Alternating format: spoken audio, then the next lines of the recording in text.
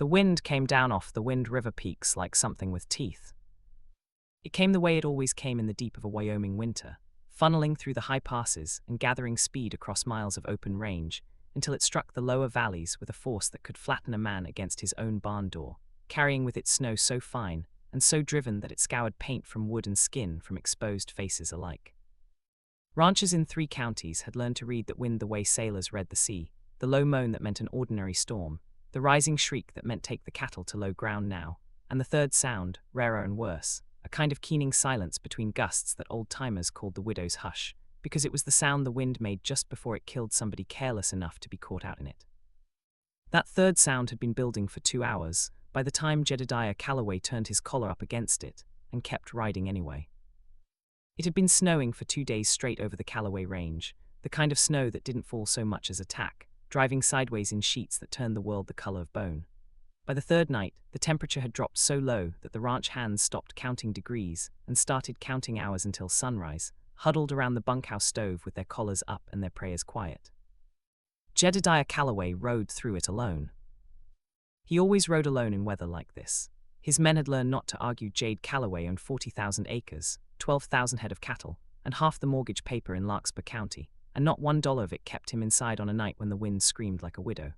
He rode the fence line at the edge of Blackhorn Ridge because he always had, because it was the last thing his wife Sarah had asked him to promise before the fever took her: keep the herd safe, Jade.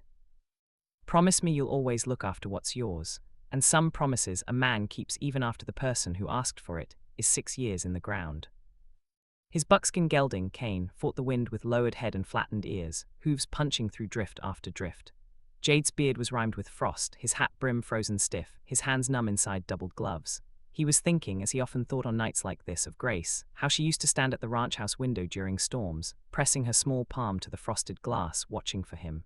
She'd been 7. She would have been 13 now, nearly a woman, probably rolling her eyes at her overprotective father, the way 13-year-old girls did. He didn't let himself finish that thought. He never did. A man could go mad chasing the ghosts of what his children would have become. The Calloway Cattle Company stretched 40,000 acres across the shoulder of the Wind River Range, more land than most European counts could claim, and Jade had built every mile of fence and every board of every barn with his own 2 hands before he'd ever had a crew large enough to hire the work out. Men in Cheyenne spoke his name the way they spoke of railroad money and mining money, with a kind of wary respect, reserved for men who had clawed their way up from nothing and hadn't softened on the way. What those men didn't know, what only old Tom and the empty rooms of the ranch house knew, was that Jade would have traded every acre of it, every dollar sitting in the vault of the First National Bank of Cheyenne, for one more morning of Sarah's laugh drifting down the porch steps, one more afternoon of Grace's small boots thundering across the floorboards chasing the barn cats. Money had built him an empire. It had not, in the 6 winters, since the fever took them both inside of 11 terrible days, bought him a single hour of peace. He rode the fence because the fence was honest work, and honest work was the only thing that had ever quieted the noise in his head. Tonight the noise was louder than usual. The storm seemed to reach right down into a man's chest and wring something loose there, the way grief always seemed worse in weather that matched it, and Jade had pushed Kane harder and farther than good sense strictly allowed, chasing the particular exhaustion that let him sleep without dreaming. That was when Kane shied. The gelding threw his head back and danced sideways so hard Jade nearly lost his seat, both boots snapping out of the stirrups before he hauled the horse still with a curse swallowed by the wind. He'd ridden this fence line 1,000 times. Kane didn't spook at wind, didn't spook at wolves, didn't spook at much of anything after 8 years together. Easy, Jade muttered, low and rough, the word torn away before it reached his own ears. Easy now, what is it? The horse tossed his head toward a shape half buried in a drift beside the fence post, no more than a dark curve against the white, easy to mistake for a fallen branch, a dead calf, a shadow thrown by the moon breaking through cloud. Jade almost rode past it. God help him. For one frozen heartbeat he almost rode past it, because a man who has buried a wife and a daughter learns to be afraid of exactly this kind of shape in exactly this kind of snow. Then the shape moved. Jade was off Kane before he'd finished deciding to dismount, boots sinking to the knee, snow flooding down into his collar as he half ran, half fell toward the drift. He tore his gloves off with his teeth and dug with bare hands, and the cold that met his fingers was not the cold of earth or wood but the cold of skin, human skin, blue-white, unmoving. A woman, young, curled on her side with her knees drawn to her chest, one arm flung over her face as though she tried, in her last conscious moment, to shield herself from the wind that was killing her. Her coat was too thin for this country, city-cut wool gone stiff and crusted with ice, and beneath it her dress was torn at the shoulder, dark with something that had frozen before he could tell if it was blood or mud. Her lips had gone the color of a Kansas thundercloud. "Hey," Jade's voice cracked raw. He pressed 2 fingers to her throat, holding his own breath so he could feel for hers. For 3 long seconds he felt nothing, and something in his chest that had been frozen for 6 years cracked clean down the middle. Then, faint, fluttering, stubborn as a candle flame in a doorway, a pulse. "Hey, stay with me." He was already hauling her up out of the drift, snow sliding off her in a shroud, her head lolling against his shoulder, weightless as a bird with a broken wing. Up close he could see she was young, younger than he'd first thought, 24, 25 maybe, with dark hair frozen into ropes and a face that even half-dead had a stubbornness to the set of the jaw, the kind of face that had made decisions and did not regret them easily. "Who are you?" he said, not really a question, more a thing a man says to keep himself steady while his hands do the work his mind can't process. "Where in God's name did you come from?" There was no ranch for 6 miles, no road worth the name. Nothing but Callaway Range and Callaway Fence and Callaway cattle huddled miserable against the wind, from here to the horizon in every direction he owned. He got her up onto Kane's saddle in front of him, wrapped inside his own sheepskin coat, her back against his chest, and he felt her shiver, one long, racking shudder that ran the length of her body and then stopped, which frightened him far worse than the shivering had. Shivering means she's still fighting, he thought, the old rancher's instinct surfacing from some cold-weather lesson learned 30 years back. When they stop shivering, that's when you're about to lose them. "Don't you dare," he said into her hair, low, fierce, a command more than a plea. "Don't you dare quit on me, not on my land, not tonight." He put his heels to Kane, and the gelding lunged forward into the storm as though he understood the stakes, ears pinned, driving hard for the lights of the ranch house glimmering faint and gold through the whiteout, 2 miles that felt like 20. The wind screamed around them. Snow drove into Jade's face like grape shot, and still he leaned forward, folding his own body around the stranger's like a wall between her and the storm, and he did not let go. Behind them, unseen in the white dark, something else moved along the fence line, a rider hunched low following hoofprints that the storm had not yet erased.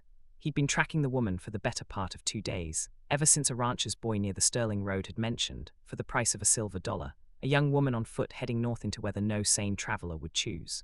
The rider was one of Cyrus Vane's men, a lean, patient tracker named Hollis Beck, who took no particular pleasure in the work, but took considerable pride in never once failing to finish it. He reined in at the spot where the drift had been disturbed, where 2 sets of tracks now led off toward the golden lights in the distance instead of one, and he sat his horse in the screaming wind for a long moment, silent, calculating, cursing the storm that had let some fool rancher get to her first. He could have followed the tracks all the way to whatever ranch house those lights belonged to. He decided against it. A man riding alone into an unknown outfit's yard in the dead of a blizzard was a man asking to be shot on sight, and Hollis Beck had not lived this long by asking to be shot. Better to mark the direction, note the distance, and ride back to wire the information to a man who could afford to send more than one rider next time. Then he turned his horse and rode away into the dark, back the way he'd come, already composing in his head the telegraph message he intended to send before morning from the depot at Sterling. "Found her tracks. She's not alone, ANYMOI. Some rancher took her in. Need INSTAUCTIONS and more men." Jade Callaway had no way of knowing, as he burst through his own front door with a half-frozen stranger in his arms, and bellowed for old Tom to stoke the fire and boil water, that he had just ridden headlong into the middle of another man's war, a war that had already claimed 1 life, and that would not rest simply because a kind stranger had pulled its intended victim out of the snow. Same too, what the fever reveals. She burned for 3 days. Consuela Ruiz arrived the morning after the storm broke, riding up from the lined shack she shared with old Tom in a wagon loaded with quilts and dried herbs, and a look on her broad, kind face that told Jade she'd already heard 3 different versions of the story before she'd even climbed down from the seat. She was a solid, capable woman with steady hands and a low, musical voice that had talked more than one frightened animal and more than one frightened person through the worst night of their life. And she took one look at the woman burning with fever in Sarah's old bed and set to work without a single wasted motion. Willow bark tea for the fever, a poultice of yarrow and comfrey for the gash across the stranger's shoulder that Consuela pronounced, grimly, "Not an accident of the storm, Jedediah. This is a knife wound, 3-4 days old, badly cared for." "A knife," Jade repeated. A knife, and stitched crooked by someone in a hurry, out on the trail most likely, with whatever was on hand. Consuela's dark eyes met his over the sickbed. Whoever did this to her was running from something worse than the cold, Jade. You understand that? Jade had understood it already, in the animal part of his mind that had gone still and watchful the moment he'd seen the torn shoulder of her coat, but hearing Consuela say it plainly made it a fact he could no longer set aside as mere possibility. He'd spent 30 years reading trouble before it arrived, reading weather, reading cattle prices, reading the particular silence that meant a hired hand was about to quit or a rival rancher was about to make a play for water rights, and every instinct he owned was telling him now that the stranger sleeping in his dead wife's bed had brought a considerable amount of trouble along with her, wrapped up quiet inside that thin city coat. Jade had seen fever before, had sat beside two fevers he couldn't beat, had learned the terrible geography of a body fighting for its life, the way sweat gave way to shivers gave way to sweat again, the way a person could talk in their sleep about things that made no sense until you understood they weren't sleeping at all. They were somewhere else entirely, arguing with ghosts. He hadn't planned to sit up with this woman the way he'd sat up with Sarah and Grace. He'd told himself the first night that he would simply see her settled and comfortable, and then let old Tom's wife, Consuela, who came up from the line shacks twice a week to help with the house, handle the nursing. He was still sitting in the chair beside her bed on the third night. "You're a damn fool, Jedediah," old Tom said from the doorway, not unkindly, setting down a fresh basin of water and a cloth. He was a broad, weathered man with a grey mustache and the permanent squint of 30 years facing into prairie wind, and he'd known Jade since Jade was 19 years old and green as spring grass, hiring onto another man's outfit before he'd built an empire of his own. "You've got 4,000 head due to be moved off the high pasture before the next storm hits, a bank meeting in Cheyenne on Thursday you already put off twice, and you're sitting here like a man keeping vigil at his own wedding." "Somebody has to watch her," Jade said, not looking up. "Consuela can watch her. Consuela's got 6 children and a husband who can't cook an egg. She's not sitting up all night." Old Tom studied him for a long moment, the kind of look that came from 3 decades of knowing exactly what a man wasn't saying. "This isn't about her, is it?" Jade's jaw tightened. "Don't start, Tom." "I'm not starting anything. I'm just saying a man can sit with a stranger 3 nights running, and it might not be entirely about the stranger." Old Tom set a hand briefly on Jade's shoulder, the closest thing to affection the old man ever showed, and left him to it. Jade didn't answer, because there was nothing to say that wouldn't crack something open in his chest he'd spent 6 years welding shut. He looked down at the woman in the bed, Sarah's old bed, in Sarah's old room, which he hadn't let anyone sleep in since the funeral, and which he'd walked into on the first night without even thinking about what he was doing, only thinking she needs somewhere warm, and watched her face twist in fever dream. He'd thought, carrying her up those stairs that first terrible night, that he was simply choosing the nearest bed with clean linens. It was only afterward, sitting in the chair he'd once sat in beside Sarah's own sickbed, that he understood he'd made a choice with weight to it, a choice that some buried part of him had needed to make for a long time, to let life back into a room he'd spent 6 years keeping sealed like a tomb. The wallpaper was still the pale yellow Sarah had chosen the summer she was carrying Grace. The window still looked out over the same stretch of range. Even the quilt was one Sarah had stitched herself, geese in flight across a field of blue, and Jade had lain awake more nights than he'd admit staring at that quilt folded in the cedar chest, unable to use it and unable to give it away. Now it lay across a stranger's shoulders, rising and falling with ragged, fevered breath, and Jade found he did not, after all, feel the grief he'd braced himself for. He felt something stranger and more unsettling, a kind of relief, as though a held breath he hadn't known he was holding had finally, partially let go. "No," she muttered, thrashing weakly against the quilt. "No, I won't sign it. I won't, Danny, don't, he'll kill you, don't go out there." Jade leaned forward, caught her hand before she could tear the stitches Consuela had put in the gash on her shoulder. "Easy," he said, the same word he'd said to the horse, the same word he'd been saying to Frightened, hurting things his whole life. "You're safe, nobody's going to hurt you here." Her eyes opened. They were clear, startlingly clear for someone who'd been half out of her mind with fever a moment before, a deep hazel green, and they fixed on him with an intensity that made him go still. For a moment, neither of them said anything. The fire cracked in the hearth. Wind worried at the window glass. "Where," she whispered, her voice a ruin, "am I?" "Callaway Ranch. My name's Jedediah Callaway. I found you in a snowdrift out on the north fence 3 nights back, half froze to death." He reached for the water glass on the nightstand, helped her lift her head enough to drink. "You've had a fever bad enough to worry the whole house. What's your name?" She studied him for a long moment before answering, the way a person does when trust has recently cost them something. "Elena," she said finally. "Elena Whitfield. Nell." "Well, Nell Whitfield." Jade set the glass down. "You want to tell me why a woman was walking my range in a blizzard, wearing a coat fit for a Denver parlor and nothing else?" Something shuttered behind her eyes. I don't recall much of anything, she said, too quickly, too carefully, and Jade, who had spent 30 years reading men across a negotiating table, who had built an empire on knowing exactly when another man was lying to him, recognized the sound of a door closing. He let it go, for now. Rest first, she murmured, half to herself. Her eyes already sliding shut again, despite her efforts to hold his gaze. Everyone always wants the story before they've even brought you water. I brought the water first, Jade said, and something in his tone must have carried the small, wry humor he intended, because the corner of her mouth twitched, faint but real, before exhaustion pulled her back under. You rest, he said instead, standing, drawing the quilt up over her shoulder with a gentleness that surprised him even as he did it. Nobody's going to make you talk about anything you don't want to talk about, not in this house. She was asleep again before he reached the door, but as he stood there looking back at her, dark hair spread across Sarah's old pillow, the fever flush fading from her cheeks, one hand curled loosely against the quilt, the way Grace used to sleep. Something moved in his chest that he hadn't felt in 6 years and didn't have a name for anymore. It scared him considerably more than the blizzard had. In the days between the fever breaking and Nell's strength returning in earnest, it was Consuela who spent the most hours at her bedside, and it was Consuela in her low, steady voice, who first coaxed something like the truth out of her, not all of it, not yet, but enough that Consuela came away from those long afternoons with a fierce, protective anger she carried down to the bunkhouse and did not entirely hide from her husband. That girl has been running scared for longer than 3 days in a snowstorm to Mars, she told old Tom one evening, kneading bread with considerably more force than the task required, an unconscious echo of what Nell herself would later be seen doing in that same kitchen. I have seen women run from bad husbands. I have seen women run from bad fathers. This is something else. This is a woman who has watched someone die and blames herself for still breathing. She shook her head. Jedediah found more than a stranger in that snowbank. He found somebody carrying the same kind of grief he carries. God has a strange sense of timing, sometimes, giving 2 broken people to each other in the middle of the worst storm of the year. Old Tom had said nothing to that, only nodded slowly, already turning the same thought over in his own mind, watching from the bunkhouse window as lamplight burned steady and late in the window of what had once been Sarah's sick room.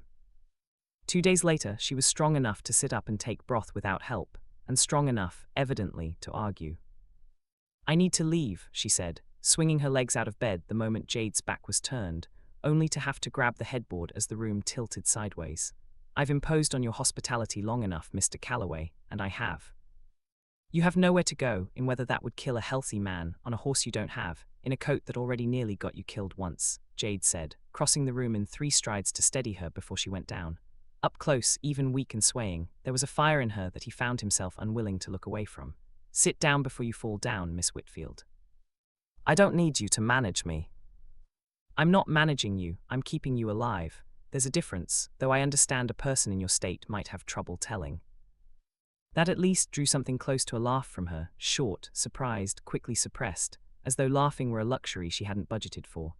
She sat back down on the edge of the bed, and some of the fight went out of her shoulders, replaced by something rower. There are people looking for me, she said quietly, staring at her hands. A man, he'll be looking, and if he finds out I'm here, he won't just be angry at me, Mr. Calloway. He'll bring trouble to your door, and I won't have that on my conscience on top of everything else. Jade pulled the chair around and sat, deliberately, the way a man sits when he intends to stay a while. Then you'd best tell me who I ought to be watching for. She looked up at him, and for the first time he saw past the fever and the fear to the exhaustion underneath. The exhaustion of someone who had been running and hiding and calculating angles of survival for far longer than 3 days in a stranger's bed. His name, she said, is Cyrus Vane. Outside, the wind picked up again, rattling the window glass like a warning, and somewhere down at the bunkhouse, old Tom Ruiz looked up from his coffee at the sound of a rider coming in fast off the frozen road, and felt, without knowing why, that trouble had just found the front gate. Sign 3, the name that owns a county. The town of Larkspur sat where 2 creeks met beneath a shoulder of red rock, a single muddy main street lined with a mercantile, a saloon, a bank, a courthouse too grand for the population it served, and a scattering of houses that thinned out into ranch land in every direction.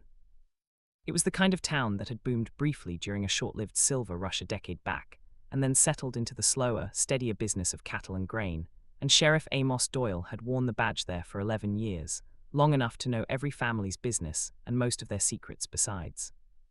He'd taken the job, back when he was younger and prouder, because he believed in the plain, unglamorous idea that the law ought to mean the same thing for a rancher as it did for a railroad man. 11 years of watching Cyrus Vane's influence spread across the county like a slow stain had worn some of that belief thin, though Amos would never have said so out loud, not even to Jade, not even to himself most days. He had a wife, a growing daughter, a modest house on Larkspur's only proper street, and a salary that stretched thinner every year against a county where the richest man kept finding new ways to make honesty expensive. Sheriff Amos Doyle didn't like riding out to the Callaway spread in weather like this, but he liked even less the letter that had come in on the morning stage, addressed to him personally, in handwriting so precise it looked more engraved than written. Sheriff Doyle, I have reason to believe a young woman named Elena Whitfield, a fugitive from a lawful debt contract, may be sheltering somewhere in your county. I would consider it a personal favor, and one I would remember generously if you were to locate her and hold her for my men. C. Vane. Amos had folded that letter 3 times before he rode out, because he'd learned a long time ago that a personal favor I would remember generously, from Cyrus Vane meant one of 2 things: money, or a debt that would cost him his badge, his ranch, or both, the day he failed to collect on it.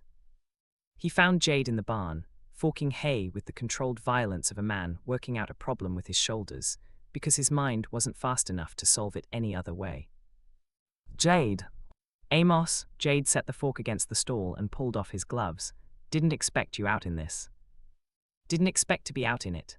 Amos glanced toward the ranch house, where smoke curled steady from the chimney. Words going around town that you brought a woman in off the range during the storm. Half froze. Word travels fast for a county, with 300 people spread over 2,000 square miles. It does when the woman in question has a $50 reward on her, offered quiet-like by a man who doesn't usually spend his own money on anything he can't collect twice over. Amos held Jade's eyes. Cyrus Vane, Jade, you know that name. Something in Jade's expression went very still. I know it. Owns half the paper on ranches from here to the Colorado line. Bought up the Larkspur Spur line 2 years back and's been squeezing every rancher who needs it to ship cattle ever since. That's the polite version. Amos lowered his voice, though there was no one within a quarter mile to hear. The impolite version is that Vane doesn't just buy land, he buys people. Debts mostly. He finds a rancher in trouble, buys the note off whatever bank's about to foreclose, then instead of foreclosing he lets the debt ride, lets the interest pile up until the man owes him more than the whole spread's worth. Then he collects. Sometimes it's the land. Sometimes, Amos hesitated. Sometimes I hear it's something else he collects. You've known this for how long, Amos, and never said a word to me? Own it, or suspected it hard enough to lie awake over it, going on 3 years now. Amos's jaw tightened, an old shame surfacing. What was I supposed to do, Jade? Ride into Cheyenne and accuse the richest man in the territory of running a debt racket on nothing but rumor and a bad feeling in my gut? He's careful, every note's legal, every foreclosure's proper. He's never once broken a law I could point to on paper, and paper's the only thing that holds up in front of a territorial judge. I've watched 3 families lose everything to that man in 3 years, and I couldn't do one lawful thing to stop any of it. You want to know why I look older than 45? That's your answer right there. Jade said nothing for a moment, some of his anger redirecting itself, understanding settling in alongside it. He'd known Amos Doyle a long time. He knew the man wasn't cowardly, only outmatched, the way most honest men eventually found themselves outmatched by money determined enough to buy its way around the law rather than break it outright. Jade's hands closed into fists at his sides, slow and deliberate, the way a man's hands close when the rest of him is trying very hard to stay calm. Say what you mean, Amos. I mean, there's a rumor, Jade, nothing I can prove, about a rancher up near the Colorado border name of Whitfield. Widower, 1 daughter, 1 son. Owed Vane on a note that got twisted up somehow into a betrothal contract. The daughter's hand promised against the debt, like she was a heifer at auction. Boy didn't take kindly to it. Boy's dead now. Story going around is an accident. Story I don't believe is an accident. The barn had gone very quiet. Outside, wind hissed against the walls. Where's the girl now? Amos said, though they both knew the answer. Jade didn't say anything for a long moment. When he spoke, his voice had dropped into a register Amos hadn't heard from him since the funeral 6 years back, quiet, level, and absolutely without give. She's in my house, Amos. She's sick, she's scared, and she's under my roof. And I want you to walk in there and tell her, straight to her face, that any man comes onto my land looking to collect her like a debt is going to leave it a great deal poorer than he arrived. Amos studied his old friend for a long moment, the set jaw, the eyes that hadn't looked this alive in 6 years, the barely leashed fury of a man who had lost too much to watch someone else get hunted the way his family had been hunted by fate, by fever, by a world with no mercy in it. He thought of the letter folded in his coat pocket, and of Vane's $50, and of his own daughter's wedding coming up in the spring, which he could not afford on a sheriff's salary. "I can't make you hand her over," Amos said slowly, "and God knows I don't want to. But you should know Vane doesn't send letters to sheriffs for the fun of it, Jade. If he's already writing to me, he already knows where she is, or close enough as makes no difference. He's not a man who loses what he thinks belongs to him. He's not going to stop at a letter." "Let him come," Jade said. Amos had known Jade Calloway for 15 years, had watched him build the biggest outfit in 3 counties from a single homestead and a hard-won bank loan, had sat with him at Sarah's graveside and Grace's graveside both, and he had never once in all that time heard the man sound like this, like something that had been asleep a very long while was waking up, hungry and ready. "I'll tell you something else, Jade, since we're past pretending this is a small matter." Amos pulled his coat tighter against the cold seeping into the barn. "Vane's got money in half the banks between here and Cheyenne. He's got a judge or 2 in his pocket over in Sterling, and more than a few lawmen besides, men with families same as me who found it easier to look away than to fight a battle they couldn't win. You go up against him, you're not just fighting one man with a grudge. You're fighting a whole network of quiet obligations that took him 15 years to build. That's what makes him dangerous, Jade, not his gun hand, his patience and his ledger books." "Then it's a good thing I've spent 20 years building my own ledger books," Jade said, and there was something in his tone, flat and immovable, that reminded Amos exactly why Calloway had managed to outnegotiate every rival rancher, every railroad man, and every banker who'd ever underestimated him. "I didn't get where I am by being the loudest man in the room, Amos. I got here by being the one still standing after everybody else folded." Vane's about to learn there's a difference between a man who buys his way through trouble and a man who's actually built something that can survive it.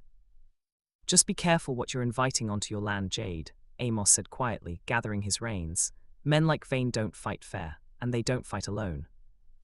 200 miles south, in a handsome brick office on the 2nd floor of the Sterling Land and Cattle Exchange, Cyrus Vane sat behind a desk of polished mahogany, shipped at considerable expense from St. Louis, and read Hollis Beck's telegram a second time with the calm, unhurried attention he brought to everything, from a contract negotiation to a plate of oysters. "Found her tracks, she's not alone, ANYMOI. Some rancher took her in, need INSTAUCTIONS and more men." Vane was not, by nature, a man given to displays of temper. He had learned young, clawing his way up from a Boston tenement childhood he never spoke of, that anger was a luxury poor men could afford and rich men could not, because rich men had far more to lose in a moment of carelessness than poor men ever did. He set the telegram down beside his coffee, precisely aligned with the edge of the desk blotter, and considered the matter the way he considered any business problem, calmly, patiently, and with an eye toward the long game rather than the satisfying but ultimately costly pleasure of an immediate reaction. Elena Whitfield was, in the strictest legal sense, an asset, collateral against a debt her father had signed in good faith, however reluctantly, and Vane did not care to be seen, by the bankers and cattlemen whose respect he'd spent 15 years cultivating, as a man who allowed his assets to simply wander off into the snow uncollected. It was not affection that drove him, whatever the girl herself might have believed in her more frightened moments. Vane had never mistaken his interest in her for anything so undignified as love. It was rather the same instinct that drove him to collect every note he'd ever written down to the last cent owed, the conviction, bone-deep and unshakable, that a man who let debts go uncollected, even once, invited every other debtor in the territory to imagine he might do so again. "Find out whose ranch that was," he said to the clerk hovering at his office door, not looking up, "and send word to Reuben Cade. It's time he earned that gift I gave him." He rode away into the grey afternoon, and neither he nor Jade noticed the figure of Reuben Cade standing just inside the tackroom doorway, close enough to have heard every word, his face carefully, deliberately blank. That night, Reuben Cade rode the 6 miles to the Larkspur telegraph office under cover of dark, and sent a wire to a hotel in Cheyenne, the words costing him more than money. "She's ATCALLOWAY ranch, confirmed. CALLOWAY means to keep her. RC." Scene 4, the man inside the gate. The days that followed Amos's visit fell into a rhythm neither Jade nor Nell would have predicted a month before, and neither entirely admitted to enjoying, though the ranch hands noticed it plainly enough and traded knowing looks over supper that Jade pretended not to see. Nell got stronger by the day, and as the fever's grip loosened, something else emerged in its place, a restless, watchful wariness that reminded Jade of a half-wild mare he'd once broken, all coiled energy and flinching readiness, waiting for the whip that experience told her was coming even when none was in sight.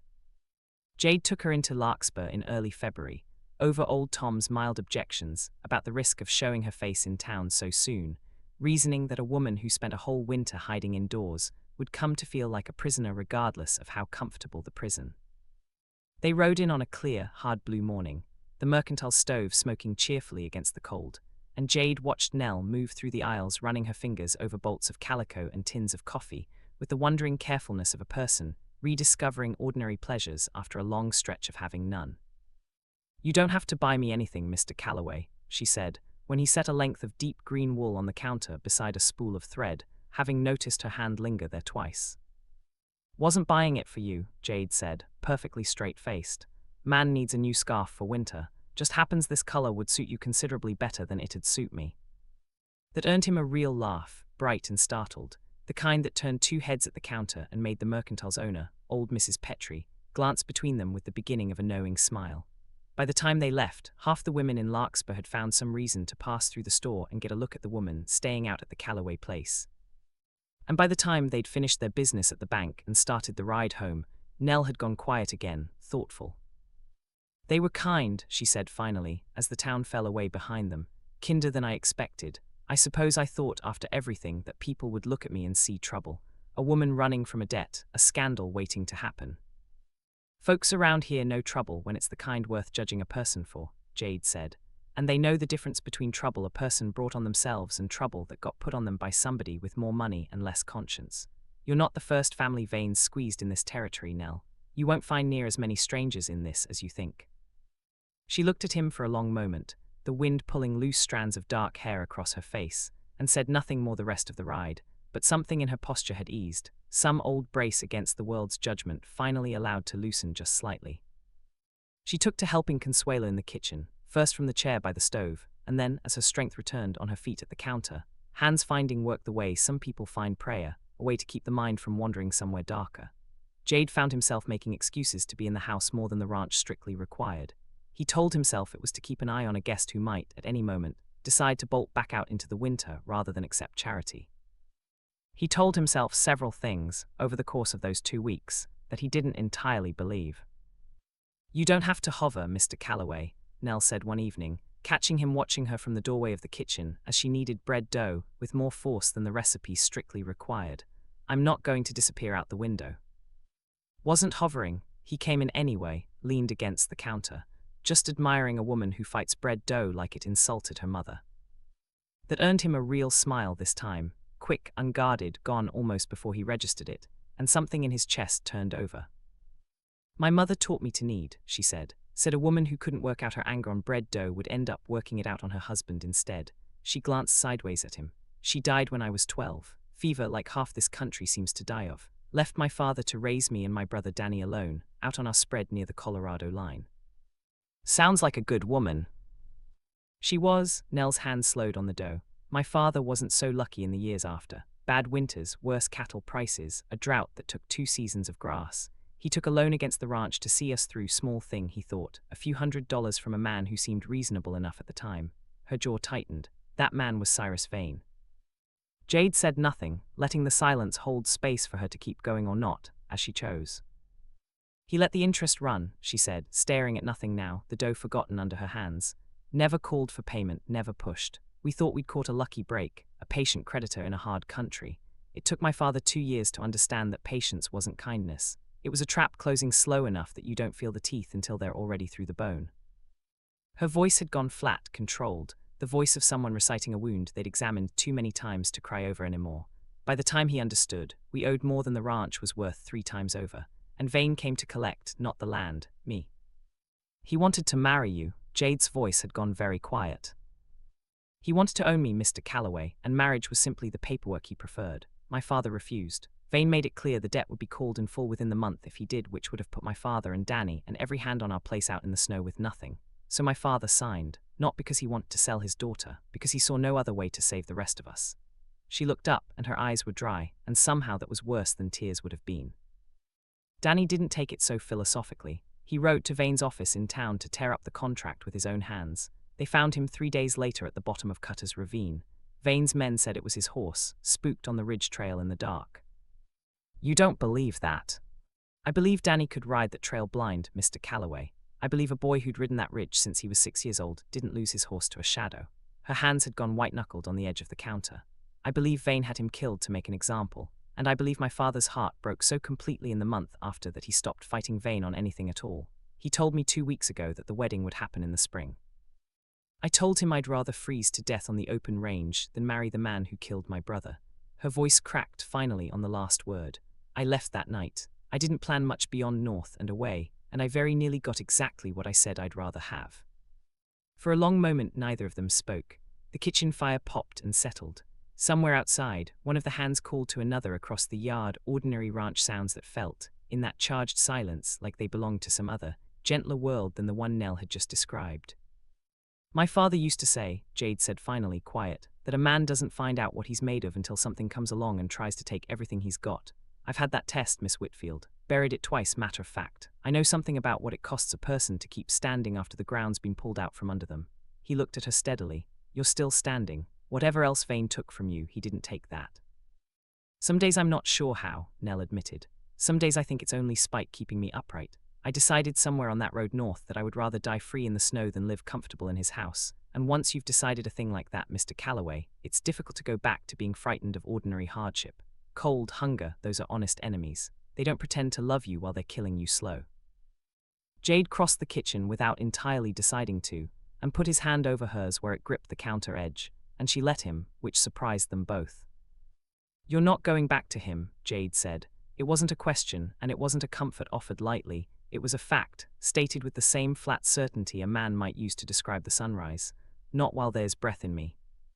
Nell looked up at him, and for a moment the wariness dropped away entirely, and what was underneath was something raw and hopeful and terrified all at once. The look of a person who has learned the hard way not to trust promises and is discovering, against her better judgment, that she wants to trust this one. You don't know what you're inviting onto your land, Mr. Calloway, she said softly, the same words near enough that Amos had used 2 weeks before. Vane doesn't lose gracefully, and he doesn't lose alone. Let him bring the whole county, Jade said. I've buried a wife and a daughter already, Miss Whitfield. I'm not much frightened of what a man like Vane thinks he can take from me.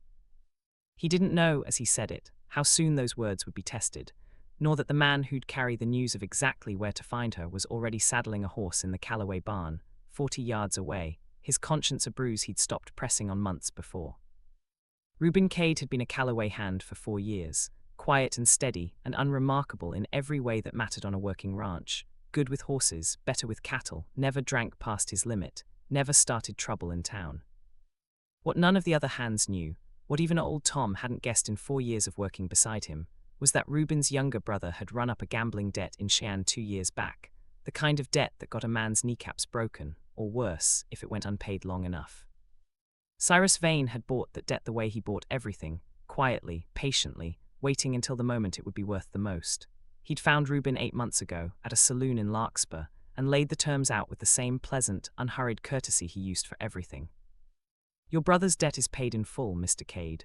Consider it a gift. All I ask in return is that you keep your eyes open out at the Calloway place, and let me know if anything, or anyone, of interest ever passes through. It had seemed at the time like nothing at all, a favor, a little information here and there. About cattle prices and grazing plans that Vane could use to angle his own railroad rates against Calloway's shipping contracts. Reuben had told himself it cost nobody anything. He didn't tell himself that anymore, not since the wire he'd sent 3 nights back, the one that had put a name and a location to a frightened young woman sleeping under Jade Calloway's roof, a woman whose brother, Reuben now understood with a sick, sliding certainty, had died at the bottom of a ravine for exactly the same reason Reuben's information might soon make Nell Whitfield disappear. He'd watched her these past weeks, moving about the ranch house with Consuela, watched her laugh carefully, like a woman testing whether laughter still belonged to her, at something old Tom had said over supper, watched Jade Calloway's whole bearing shift and soften in ways none of the hands had seen in the 4 years Reuben had worked the outfit. He told himself some nights that the information he'd already sent couldn't be unsent, that the wire was 3 days gone and there was no undoing it, and that the only choice left to him now was whether to keep feeding Vane's appetite or find some way to make it stop. Other nights he told himself he was a coward dressing up his cowardice as helplessness, and that a braver man would have ridden straight to Jade the moment Vane first approached him 8 months back, brother's debt or no brother's debt. He hadn't been brave enough then. He didn't know, saddling his horse in that cold pre-dawn barn, whether he'd managed to be brave enough now. But something in him, some stubborn, unextinguished decency that 8 months of quiet betrayal hadn't quite managed to kill, had begun, that morning, to turn. He saddled his horse in the grey hour before dawn, hands unsteady on the cinch strap, and told himself it was too late to take it back now. He told himself a great many things in that cold barn that he did not believe even as he thought them. Behind him, in the loft, old Tom Ruiz, who had been unable to sleep, and had come down to check on a mare due to foal any day, sat very still in the shadows, and watched Reuben Cade ride out alone into the dark, and felt the first cold certainty that something on the Calloway ranch had gone badly, dangerously wrong. Scene 5, The Fire and the Betrayal. The days after Reuben's wire went quiet in a way that unsettled Jade more than open trouble would have. No riders on the horizon. No further letters from Cheyenne. No word from Amos beyond a brief note confirming that Vane had indeed returned to his offices in Sterling and appeared, by all outward signs, to have accepted his defeat at Calloway's gate with unnerving grace. Old Tom didn't trust the quiet, and said so more than once, standing at the bunkhouse window, scanning the tree line the way a man scans whether he doesn't like the look of. Man like Vane doesn't fold his hand just because he lost one round, Tom said one night, working a whetstone along the edge of his hunting knife with slow, deliberate strokes. He's redealing. Somewhere out there right now, he's redealing, and I'd wager good money he's not planning to lose the next hand fair. They came 4 nights later, under a moon fat and yellow, and utterly indifferent to the men riding beneath it. Jade would replay the sequence of that night for the rest of his life, turning it over and over like a stone worn smooth by handling, searching for the moment he should have seen it coming. There had been small signs in the days before, Reuben Cade quieter than usual, avoiding Jade's eye at supper, a stranger's horse tracks crossing the north fence that Jade had dismissed as a lost hunter, a stillness in the cattle 2 evenings running that even old Tom, with 30 years of reading herd nerves, couldn't quite name a cause for. Nell had taken to sleeping poorly in those quiet, uncertain days, and Jade found himself waking more than once to find her not beside him, but standing at the window, watching the tree line the same way old Tom did, some old country instinct for danger that neither of them could quite talk themselves out of no matter how many reassurances Amos sent by rider. You should be asleep, Jade murmured one such night, coming to stand behind her at the window, resting his hands lightly on her shoulders. So should you, she said, not turning, and yet here we both are, staring at the same empty trees. Old habit, man who's lost things learns to watch for the next loss coming. That's a hard way to live, Jade Calloway. It is, he agreed. I'm working on unlearning it, slower than I'd like.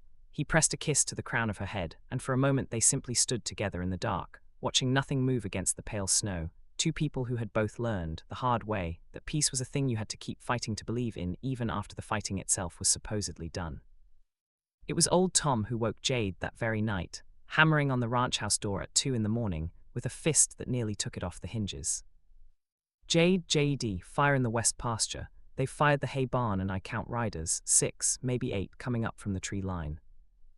Jade was out of bed and reaching for his gun belt before Tom finished the sentence, some deep animal part of him already awake and calculating while the rest of his mind was still catching up. Through the window he could see it, a hellish orange glow lighting the underside of the clouds a half-mile off, the winter's stored hay, months of a hard season's work, going up like kindling. Nell, he was moving down the hall before he'd finished thinking her name, boots half-laced, and found her already awake, already in the doorway of Sarah's old room with a shawl clutched around her shoulders and terror written plain across her face in the flickering light through the window. It's him, she said, and her voice had none of the composure he'd watched her build over the past 3 weeks. It had cracked wide open, and underneath was the same frightened girl who'd nearly died in a snowdrift. It's Vane. He's found me. He's here for me. You don't have to fight this, she'd said to him once days before in a quiet moment on the porch as the last of winter's light faded gold over the ridge. I could leave Jade, take a train somewhere far, California maybe, or clear out to Oregon, someplace Vane's money doesn't reach so easy. You wouldn't have to carry this. Your ranch, your men, none of them would have to carry it. And spend the rest of my life wondering if you're safe, wondering if some fool with a badge in some other territory decided that piece of paper Vane's got was worth honoring. Jade had shaken his head slowly. No, Nell. Running gets a person somewhere safe for a season, maybe 2 if they're lucky and careful both. It doesn't get them free. Only thing that gets a person free of a man like Vane is making it cost him more to keep chasing than it's worth. I aim to make it cost him everything he's got. She'd looked at him a long moment on that porch, something unguarded and searching in her face, before answering. You keep talking like this is only strategy, like it's only good business protecting me. Maybe some of it started that way, Jade had admitted low. Man doesn't always know his own heart the first week a stranger lands in his life, but it hasn't been strategy in a long while now, Nell. Not for longer than I've let myself say out loud. That memory was still fresh in Jade's mind 3 nights later as gunfire erupted in his own front yard, and it was that memory, more than any promise made to a long-dead wife, that put the cold fury in his chest as he took the porch steps 2 at a time toward the fight. "He's not getting you," Jade said, and the words came out with a violence that surprised even him. "Tom, get her down to the root cellar. Bar the door from inside. Don't open it for anyone but me or you, understand? Anyone else, you keep that door shut." "Jade, I can't just hide while your ranch burns." "You can and you will, because I am not losing another." He caught himself jaw tight, the sentence he hadn't meant to say hanging half-finished in the air between them. Nell's eyes widened slightly, understanding arriving a half-second before he could take it back. "Please," he said instead low raw. "Please, Nell, let me do this my way." She held his gaze for one long, charged moment, and then nodded, and let old Tom hustle her down the back stairs toward the root cellar, and Jade turned and ran for the barn where the rest of his hands were already scrambling awake, pulling on boots, grabbing rifles from the rack by the door, faces pale and grim in the light of the burning hay. The fight, when it came, was ugly and fast and entirely without honor. Vane's men, 6 of them, hired guns with the flat. Professional eyes of men who did this kind of work regularly hit the ranch from 2 directions, firing the hay barn as a distraction, while a second group circled toward the house itself. Jade's own hands, 8 men strong, met them in the yard in a chaos of muzzle flash and shouting and horses screaming in the firelight, and for 3 or 4 unbearable minutes nobody could have said with any certainty who was winning. Jade fought with a cold, focused fury he hadn't tapped in years, moving between cover with the economy of a man who had spent his whole life reading danger, and reacting to it a half-second before other men even registered the threat. A bullet tore through the crown of his hat and he barely flinched, driving a shoulder into the nearest gunman, and following it with a short, brutal blow that put the man face down in the snow. Around him, the yard had become a chaos of orange firelight and long, leaping shadows, horses screaming and rearing against their picket lines, the acrid smell of gunsmoke and burning hay thick enough to taste. Somewhere off to his left, he heard Deke Harmon shout a warning a half-second too late and then cry out in pain, and the sound of it, a good man hurt on Jade's own land, defending a stranger Jade had chosen to protect, drove something cold and merciless into Jade's chest that no amount of money had ever put there. It was Reuben Cade, in the end, who tipped the balance, and not the way anyone expected. He'd ridden out with Vane's men, guilt curdling in his stomach the whole way, telling himself he'd only watch, only point the way, take no part in whatever violence followed. But standing in the yard with a rifle in his shaking hands, watching Deke Harmon, a Callaway hand Reuben had ridden fence line with for 4 years, had shared 100 meals with, go down with a bullet in his shoulder not 6 feet away, something in Reuben Cade broke apart entirely, and it broke the right direction, too late to matter but not too late to try. "No," Reuben swung his rifle around on the Vane gunman nearest him and fired, and the man went down in the snow, and for one wild moment the fight tilted as Vane's hired guns realized one of their own number had turned. "Get off this land," Reuben was shouting, moving now toward the house, toward the fight, firing as he came. "Get off, I never wanted any of this, get off his land." He made it perhaps 30 yards before a bullet caught him in the side and dropped him into the snow, and Jade, fighting his own battle 20 feet away, driving back a gunman with a rifle butt to the jaw, saw it happen and felt something ice-cold settle into his chest even amid the chaos. He was one of ours. He turned, and it cost him. The fight broke, finally, when old Tom appeared on the ranch house porch roof with the old Sharp's buffalo rifle Jade, kept for exactly this kind of night, and put a round through the shoulder of the man who appeared to be leading Vane's crew and the remaining gunmen. Mercenaries, not fanatics, men paid to fight but not to die for a cause that wasn't theirs, began falling back toward their horses, dragging their wounded, disappearing into the tree line as fast as they'd come. The yard went quiet, but for the crackling roar of the burning barn and the ragged breathing of exhausted, wounded men. Jade found Reuben Cade on his back in the trampled, bloody snow, one hand pressed uselessly against the wound in his side, breath coming in short, wet gasps. "Jade," Reuben managed. "I'm sorry, God, I'm so sorry," I told him. "I told Vane where she was. My brother's debt, he owed me for it, and I didn't think it had come to this, I swear before God I didn't." "Don't talk," Jade dropped to his knees beside him, pressing his own hands over Reuben's, trying to stem the bleeding with a desperation that had far more to do with 6-year-old grief than with any particular fondness for Reuben Cade.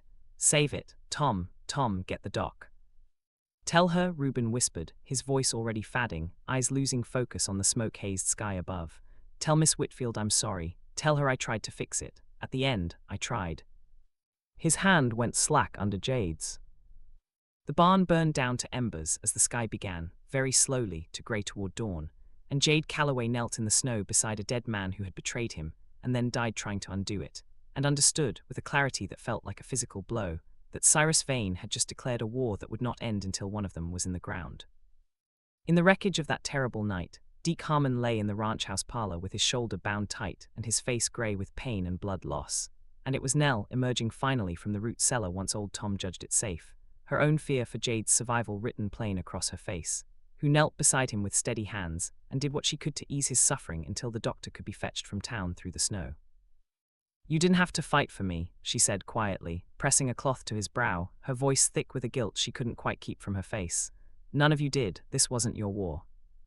"Made it ours the moment you walked onto Calloway land, ma'am," Deke managed through gritted teeth, and even wounded there was a rough gallantry in it that made her eyes sting. "Way I figure it, a man who won't stand for a woman running from a killer isn't much of a man to begin with. Jade taught us that whether he meant to or not. Man rode into a blizzard for a stranger. Rest of us could hardly do less." She sat with him until the doctor arrived near dawn, and outside the window the sky slowly paled from black to the raw, bruised grey of a morning that had cost the ranch more than hay and lumber.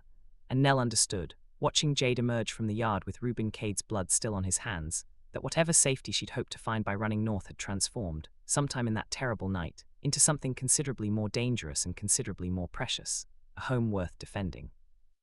And people willing to bleed for the choice. Scene 6, The Reckoning at Larkspur. The letter came 3 days later, delivered not by Ryder but by the Larkspur stage, addressed in that same precise, engraved hand. "Mr. Calloway, I regret the unpleasantness at your ranch, which was never my intention. My men exceeded their instructions, and I have dismissed them accordingly. I remain, however, entirely within my legal rights regarding Miss Whitfield, whose hand was promised to me in a debt contract signed by her own father, witnessed and notarized in the county courthouse at Sterling, Colorado. I am prepared to settle this matter as gentlemen do in Larkspur, at the courthouse, before Judge Harmon Wilkes this Friday next. Bring Miss Whitfield, bring your lawyer if you have one, and let the law decide what force of arms should not have to. Should you refuse, I will have no choice but to petition for a warrant compelling her return, and I assure you, Mr. Calloway, that unlike my hired men, the United States Marshal does not accept refusal. C. Vane." "He's smart," Amos Doyle said grimly, reading the letter a second time in Jade's study, the fire crackling low behind him. "Burns your barn, kills one of your own men, and 3 days later he's writing you like a banker settling a dispute over grazing rights. He knows he can't win a shooting war against you now, not after last week, not with half the county talking about hired guns firing barns in the night. So he's switching to the one battlefield where his money still wins outright." "The courthouse," Jade's voice was flat. "The courthouse and Jade," Amos hesitated. "I looked into that contract, best I could without tipping my hand. It's real, filed proper, witnessed proper. Nell's father signed it of his own hand, under duress maybe, but no judge in this territory is going to rule duress just because a man was in debt. Half the marriages in this territory get made over worse reasons than that." Nell, standing by the window with her arms wrapped tight around herself, turned from the frosted glass. "So he wins," she said quietly. "Whatever happens on paper, he wins." "Not if the contract's fraudulent," Jade said. "It's not fraudulent, Jade, that's what I'm telling you." Not the marriage contract. Jade was packing now, the old restless energy that had built his empire finally finding a direction. The debt itself. "Nell, your father borrowed a few $100s, is that right? And the interest ran until it swallowed the whole ranch 3 times over." "That's what happened, yes, but it's not illegal, Mr. Calloway. Men charge whatever interest they—" "There's usury laws in this territory, same as most," Jade said. "Interest rates a court will call unconscionable, if you can prove the lender meant to trap the borrower rather than collect honest payment. I've fought bank paper my whole life, Nell. I know exactly how a note gets written to look fair and functions like a noose. If Vane structured that loan to be unpayable from the start, meant to bury your father instead of help him, that's not lending. That's fraud, dressed up in a lawyer's handwriting. And fraud voids everything built on top of it, including whatever your father signed after, marriage contract included." For the first time since the fire, something like hope moved across Nell's face. "Can you prove that?" "I can try like hell to." Jade turned to Amos. "I need every piece of paper your office has ever seen on Vane's lending, every note, every foreclosure, every ranch he's swallowed in the last 5 years. If he's done this to your father once, Nell, he's done it a dozen times to a dozen other families too scared or too proud to fight back, and I need it by Friday." Jade, that's 3 days. Then I'd best stop standing here talking and start riding. Jade was already reaching for his coat. He rode first to the Kessler place, 12 miles east, where old Franz Kessler had lost half his herds grazing land to a vain note 2 winters back, and still flinched at the mention of the man's name. He rode next to the Ortiz family near Sterling, then to the widow Halloran outside Larkspur proper, then to 3 more ranches scattered across 2 counties, knocking on doors in the cold dark and asking plainly for the one thing he knew mattered more to frightened people than sympathy, the chance to finally be believed. Not every family agreed to come forward. 2 turned him away outright, too afraid of what Vane might still do to what little they had left, but 6 did, and by Thursday night Jade rode back into his own yard with saddlebags full of loan papers and promissory notes, and a bone-deep exhaustion that no amount of coffee was going to touch, and Nell was waiting on the porch for him in the cold, a lantern in her hand, and didn't say a word. Only put her arms around him the moment his boots hit the ground, and for a long moment that was worth more to him than anything the courtroom could deliver the next day. "You didn't have to do this," she murmured against his shoulder. "Ride yourself half to death for my sake." "I didn't do it only for your sake," Jade said, and meant it. "I did it because a man who lets injustice like that stand, when he's got the means to fight it and isn't much of a man at all. I've got the means, Nell. First time in 6 years I've been glad of it." Friday came in hard and bright, the kind of brittle blue winter morning where sound carries for miles across the snow, and every breath hangs visible in the air. Larkspur's main street was more crowded than Jade had ever seen it, word had travelled, as word does in small counties, and half the ranching families for 50 miles had turned out to see how the fight would end, some out of curiosity, more than a few because they recognized their own story in Nell Whitfield's, a debt that had started small and grown teeth. Cyrus Vane arrived precisely on time, immaculate in a grey wool coat, flanked by a lawyer in an even finer coat, and 2 men who were unmistakably hired muscle, despite their attempt at respectable dress. He inclined his head to Jade with the pleasant, unbothered courtesy of a man who has never once in his life expected to lose. "Mr. Calloway and Miss Whitfield, you look considerably better than the last report I had of your health. I'm relieved." "Save it, Vane," Jade said. "I intend simply to see justice done, Mr. Calloway, nothing more." Judge Harmon Wilkes, a heavyset man with a face like a disappointed bloodhound, called the courthouse to order at 10 sharp, and the proceedings that followed were, for the first 20 minutes, exactly as grim as Amos had predicted. Vane's lawyer produced the contract, notarized and witnessed beyond dispute, laid out in language so precise and so thoroughly legal that Nell felt the walls of the courtroom closing in around her like the walls of the snowdrift she'd nearly died in. Then Jade rose. He hadn't slept in 3 days. He'd ridden to 4 counties, called in favors he was owed by half the ranchers and 2 of the bank presidents in the territory, and spread across the table in front of him now was 11 separate loan contracts, all bearing Cyrus Vane's signature, all following an identical damning pattern. "Your Honor, I'd like to enter into evidence 11 promissory notes issued by the defendant to 11 separate ranching families across this territory over the past 6 years, Jade said, his voice carrying to every corner of the packed room. "Every one begins with a modest loan, well below what the borrower's land is worth. Every one carries an interest structure so calculated that not a single borrower, not one, Your Honor, out of 11, has ever managed to reduce the principal, no matter how much they paid. Every one results eventually in Mr. Vane acquiring either the land outright, or in this case, something considerably more valuable to him than land." A murmur ran through the courtroom. Vane's expression did not change, but his lawyers did. Vane's counsel, a sharp-featured man named Prentice brought up from Cheyenne at considerable expense, rose to object, his voice carrying the practiced confidence of a man who had won a great many arguments in a great many courtrooms. "Your Honor, my client's lending practices, however unfortunate for the parties involved, are entirely within the bounds of territorial contract law. Interest rates, however steep, are a matter of private agreement between consenting parties. This court has no authority to void a legally executed marriage contract on the basis of a separate, unrelated financial arrangement. They are not unrelated, Counselor, and your objection presumes a conclusion this court has not yet reached." Judge Wilkes' voice carried the flat, unhurried authority of a man who had sat this bench for 20 years and had grown considerably less patient with clever lawyering in his later years than he had been in his younger ones. "Mr. Calloway, you may continue." "Thank you, Your Honor." Jade turned back to the room, and when he spoke again his voice had dropped, deliberately, into something quieter and more devastating than the outrage he might have reached for instead. "I'd like the court to consider one further fact. In each of these 11 cases, the defendant did not simply lend money and wait for repayment, as an honest creditor does. He structured every note, every single one, so that the interest compounded monthly rather than annually, a detail buried in language so dense that not one of these 11 borrowers, several of whom are educated, careful men, understood what they had signed until the debt had already grown beyond their capacity to pay. That is not the ordinary risk of business, Your Honor. That is a mechanism built with considerable legal skill and considerable moral emptiness to guarantee failure. Mr. Vane did not lend these families money hopping to be repaid. He lent them money hopping and expecting that he would not. Prentice opened his mouth to object again and seemed, for the first time all morning, to think better of it.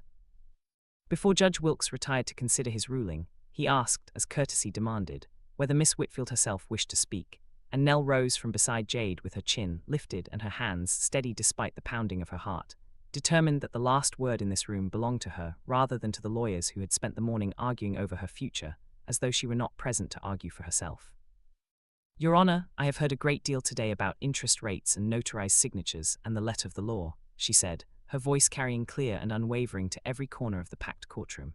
I would like the court to remember one more fact that no contract can erase. My brother Danny was 19 years old. He rode into Sterling to tear up a piece of paper with his own 2 hands because he could not bear to watch his sister sold like livestock to settle a debt our family never truly understood we were signing. He never rode home again. I do not ask this court to rule in my favor only because the law demands it, Your Honor, though I believe it does. I ask because somewhere in Colorado there is an empty chair at my father's table that no ruling in this room can ever fill, and I would like to believe that his death meant something, that at least one family, going forward, might be spared what mine was not. The courtroom had gone utterly silent.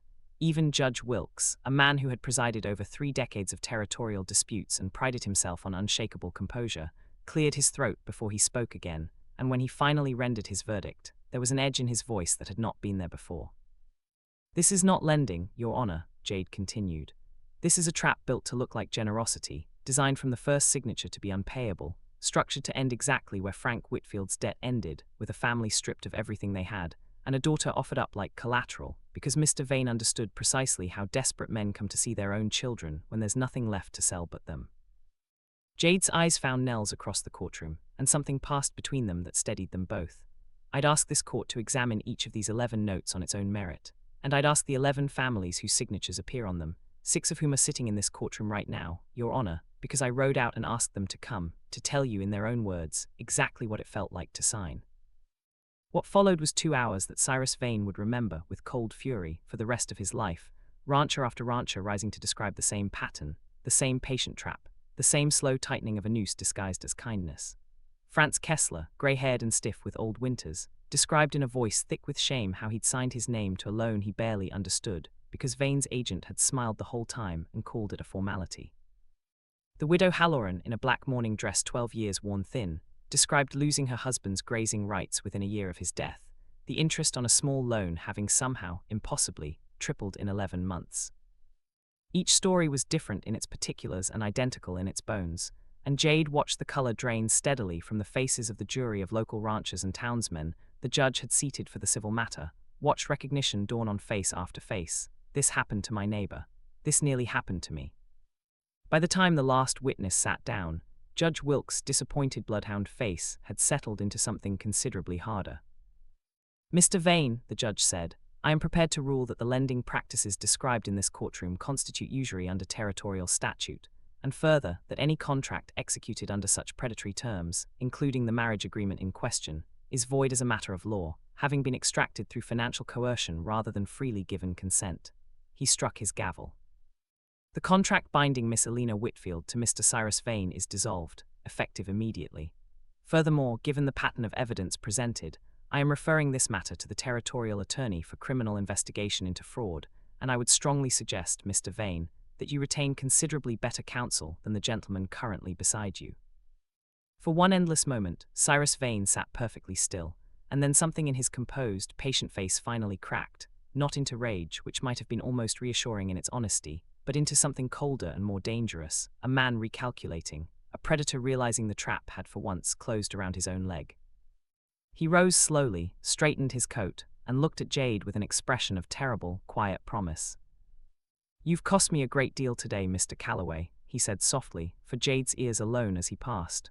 Understand that I do not forget debts, of any kind.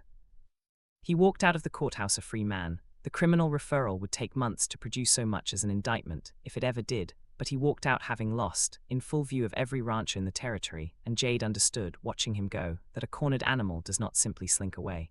It waits, and it strikes when it believes no one is watching. Scene 7. What the fire left behind. Spring came late that year, the way it often did in Wyoming, winter clinging to the high passes well into April as though reluctant to release its grip. But it came, eventually, the way it always does, the snowpack softening, the creeks running loud and full with meltwater, the first green haze appearing across the range like a held breath finally released. Jade had rebuilt the hay barn by March, working alongside his hands through the last hard cold, and if there was a kind of grim satisfaction in the labor, in watching something Vane had tried to destroy rise back up stronger and better braced against the weather, he didn't examine it too closely. Some things a man simply builds instead of talking about.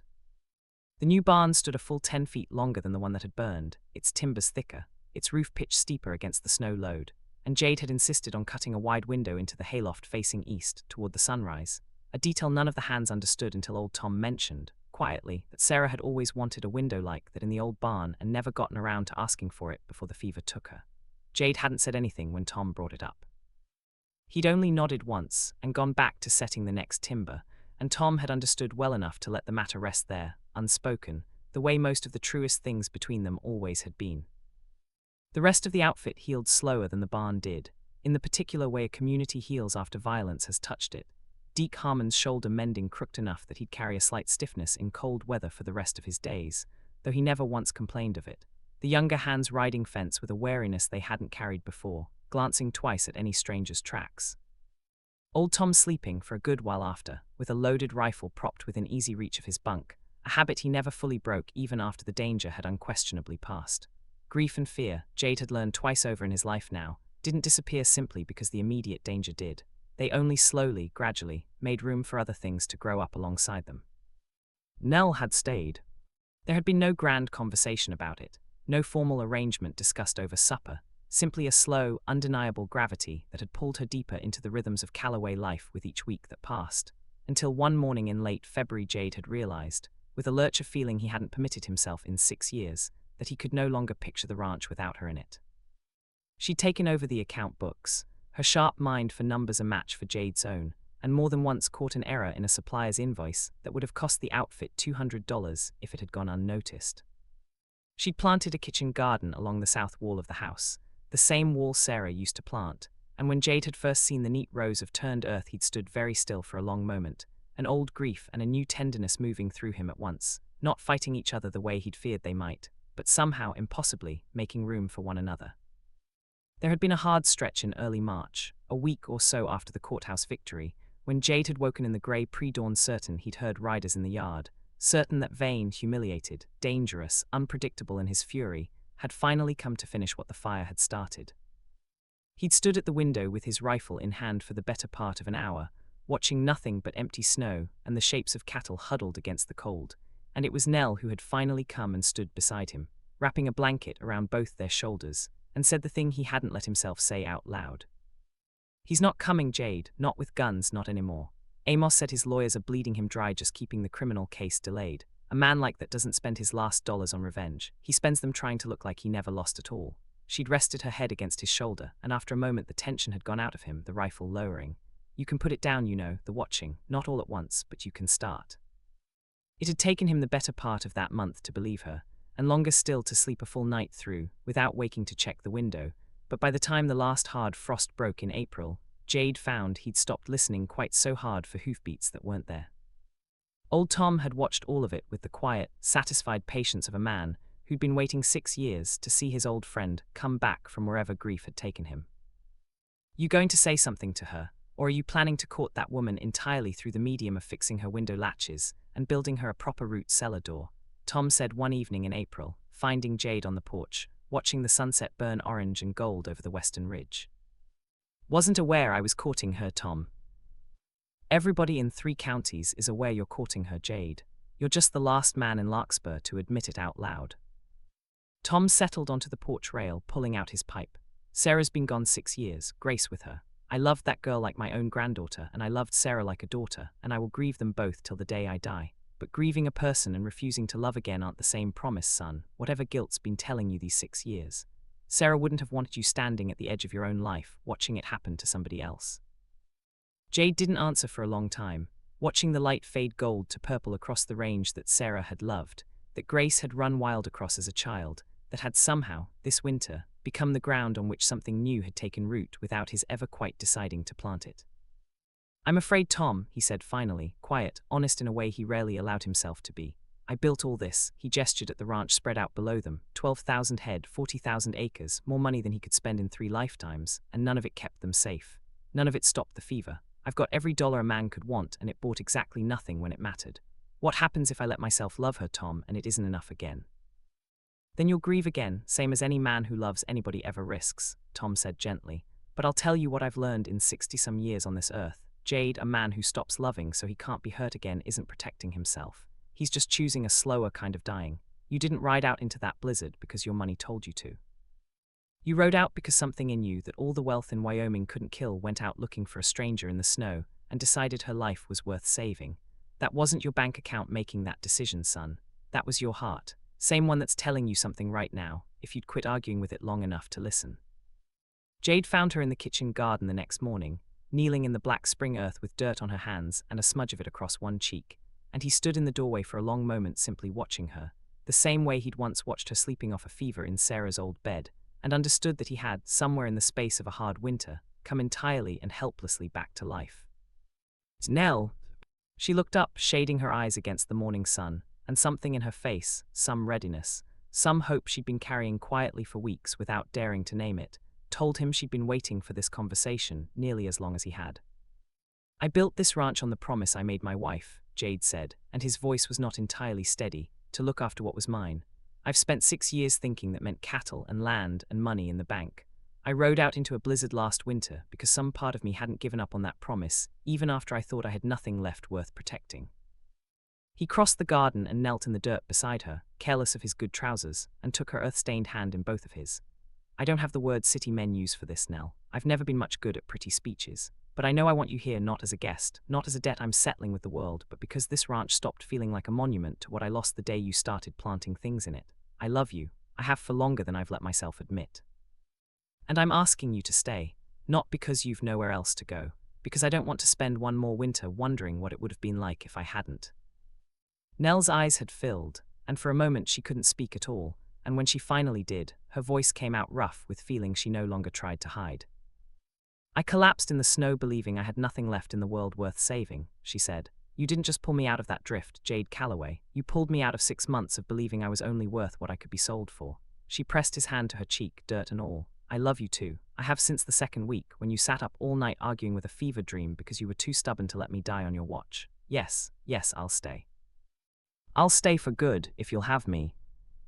He kissed her there in the turned black earth of the garden, spring sun warm on both their faces after the longest, hardest winter of both their lives, and neither of them noticed old Tom watching from the porch with tears standing frank and unashamed in his old eyes, nor Consuela beside him pressing a hand to her heart, nor the ranch hands pausing at their morning chores to grin at one another across the yard. They married in June, under a cottonwood tree at the edge of the property Sarah had once loved to sit beneath, with half the county in attendance and Amos Doyle standing as witness, his letter from Vane long since burned in the fireplace where it belonged. The Kesslers came, and the widow Halloran and the Ortiz family, and half a dozen other ranching families who had found, in the course of that hard winter, an unexpected kind of kinship in having stood together against the same slow-grinding injustice. Consuela cried through the entire ceremony and blamed it, unconvincingly, on the wind. Old Tom gave Nell away in the absence of her own father, who had written a long, halting letter from Colorado 2 months prior, an apology that could never undo what had been lost, but that Nell, after much thought, had chosen to answer with forgiveness rather than the silence her pride might once have preferred. Reuben Cade was buried on a rise overlooking the north pasture, at Jade's insistence, in ground as good as any Calloway hand had ever earned, and Jade had a small stone cut for him that read simply, "He turned back." Deke Harmon recovered from his shoulder wound by May and liked to say, with the particular pride of a man who'd bled for something worth bleeding for, that he'd take a bullet for the Calloway outfit again without a second thought, though he hoped sincerely it wouldn't come to that. Cyrus Vane's criminal case dragged on through the territorial courts for 2 years and ended, eventually, in a conviction that stripped him of his railroad interests and half his remaining fortune. No prison sentence in the end, territorial justice being what it was, but a public ruin thorough enough that he vanished from the county's business entirely, chased out not by a bullet but by something he understood far better, the loss of everything he'd built his power on. Jade Calloway never did stop grieving Sarah and Grace. Not entirely, not ever. Old Tom had been right about that, the way he'd been right about most things across 30 years of friendship. But grief and love had learned, that winter and the spring that followed, how to sit side by side in the same heart without either one crowding the other out, and Jade found that the ranch felt, for the first time in 6 years, less like a monument to what he'd lost and more like a foundation for whatever came next.